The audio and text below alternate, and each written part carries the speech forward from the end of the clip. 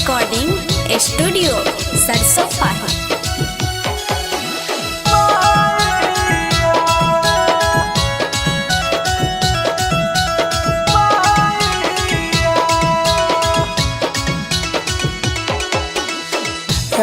छी सरनिया सुनु माँ कहानिया विपतिया में पड़ल छी सरनिया सुनु माँ कहानिया विपतिया में पड़ल जनम से हमार जरा लैका पार दरा दिया बुझू न है मैया। जनम से हमार जरा लैका पार दरा दिया बुझू न है मैया।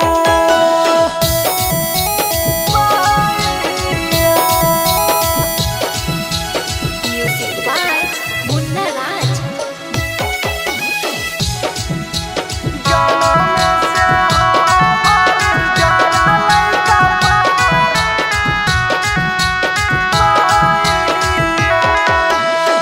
भूखले पियासे सब दिन में पूजलूँ तैयार दाया देखेलूँ। भूखले पियासे सब दिन में पूजलूँ तैयार दाया देखेलूँ।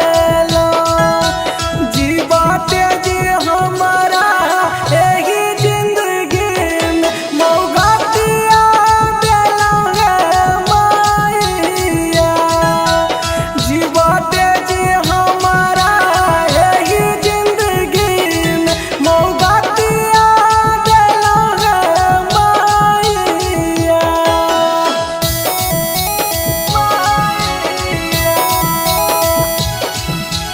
म्यूजिक बाय मुन्ना राज।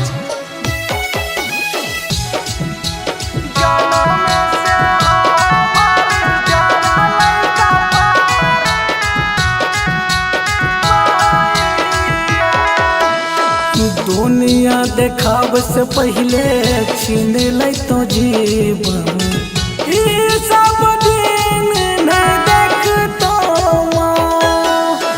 दुनिया देखाव से पहले छीन लै तो जीवन ई सब दिन नहीं देखतो माँ। मुकेश दीवाना भजन गवैया सुनियो ना बतिया है मैया।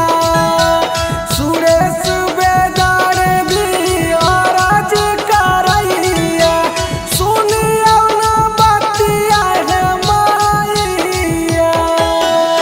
सुरेश रिकॉर्डिंग स्टूडियो सरसों पाही।